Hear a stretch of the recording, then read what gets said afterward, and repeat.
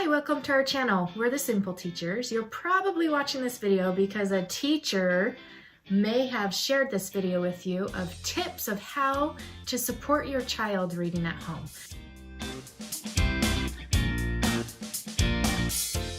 The biggest reason we want to talk to parents is because you're one of the biggest assets we have to help struggling readers.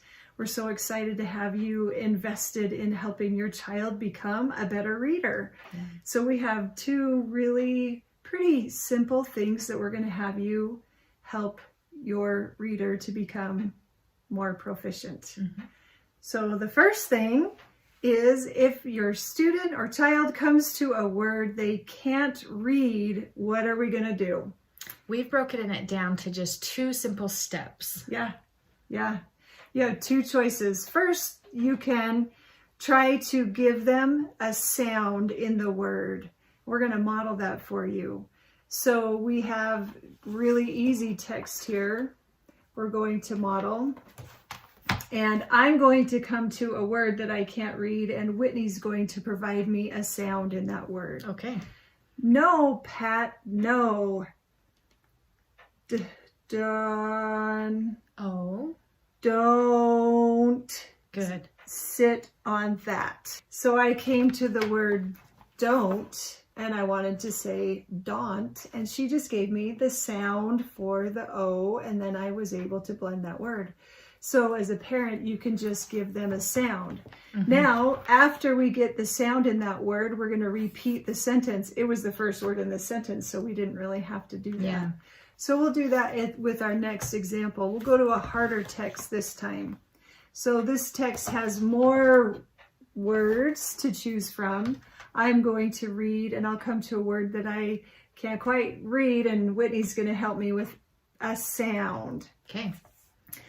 When Wendell's mother came to look at his room, the pig was hiding.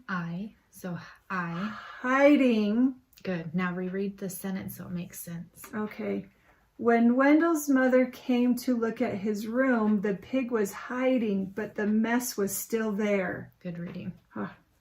So I came to a sound. I didn't know in a word. She gave me the sound. I read the word. We started the sentence over. Now let's go to another one. Another strategy that you may choose. Maybe we might not quite know what sound. So we're going to do a second choice. She's just going to tell me the whole word. We're still going to reread the sentence, but she's going to give me the whole word. This is an even larger text with some bigger words in it. All right, so I'm going to still be the reader and you'll be my parent. All right. When mother... Mayosaurus. Good. Reread the sentence. When Mother Mayosaurus came back to her nest, she was surprised to find another egg next to her own. It certainly was not her egg. Good. So notice how instead of giving the sounds, I might not have known the sounds, or I just chose to give them the word. So it's up to you. Either try the sound, give them a sound, and let them blend the word, or then just give them the word. And just make sure you have them reread the sentence so it makes sense. Yep. So that's what you're going to do when your child comes to a word they can't read. Yeah. If you can give them a sound, give them a sound. Yeah. If not, give them the word. Yep. And always reread a sentence. Yeah. Easy as that. Two simple steps. Hopefully that helps. Yeah. All right. The second thing that we want to share with you is if your child their reading sounds choppy or it just doesn't quite sound smooth. When I was reading, if I were your child and it sounded like that, that's pretty smooth reading for kind of a struggling reader. So if my reading were more choppy than that, then we'll show you what we're going to do. So we'll read from a couple different texts again so you can see a few different levels, and we'll show you what we're going to do. I call this echo reading. Yep. So that's what we're going to have you do. So I'm going to first read from this little easy Dr. Seuss text. All right, I'm going to be the choppy reader. And then I will model what it should sound like, and my child will echo me. Yep. Day, play. We play all day. You got all the words right. Have your voice sound like mine now. Okay, listen. Day, play. We play all day. All right. Day, play. We play all day. That sounded so much better. All right. So I still was able to read the words. There wasn't a need to give me any sounds or words. Mm-hmm. It just sounded choppy. And you'll notice the more and more you model smooth reading, good fluency, the more they will begin to apply it on their own. Mm-hmm. So we'll model in a little harder text with some more words. You'll notice when your child brings text like this home, they'll still be choppy readers even when they can read all of the words of larger text. Yeah. And we want to make sure that they're smooth reading. All right, I'll be the choppy reader. Okay. Wendell could hardly believe his luck. Now I can live however I want. Listen to my voice and try to sound like I do. Okay, I'm going to do it smooth. Wendell could hardly believe his luck. Now I can live however I want. Your turn. Okay.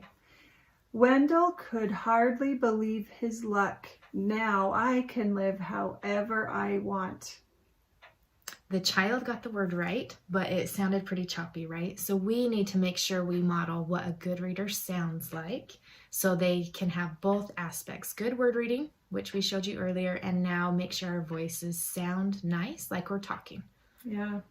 And you just kind of my turn, your turn. Yep. And we could do that line by line if things are, really choppy, or page by page, depending on what you want. And there are some really good read aloud options. That's a really good tool to use too, because your child could press pause and then they could reread what the read aloud platform showed them. You just make sure it's a good example of reading. Sometimes they're not the best examples, but sometimes there's great narrators. And so they could press pause and reread what the narrator read to help them work on the way their voices sound too.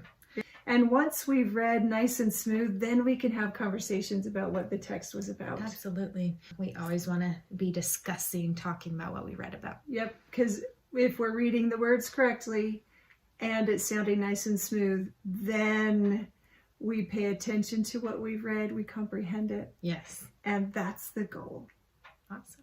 Well, hopefully these tips helped, and try them. Try them with your kids tonight. Any grade, really. Any grade. I mean, we're talking K through 5 and beyond, right? As long as they need that extra support. Yes. So keep up the hard work, parents, and share this with any of your parent friends that might need help reading with their children as well. Yep, we hope it helps. Thanks. Simply Teach.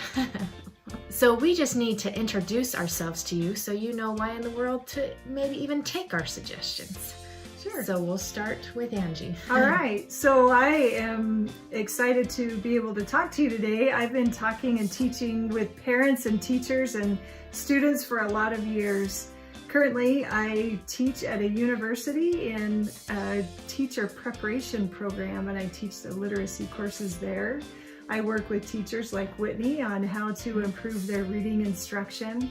I've spent most of my career working with struggling readers, and that's really my passion, how to help and support struggling readers. So hopefully some of the tips that we have to share are ones that have been tested and tried, you'll find helpful. Yeah.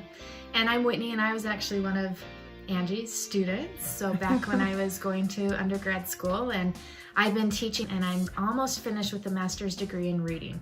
So our goal is to just help teachers, and in this video to help parents support their children reading at home.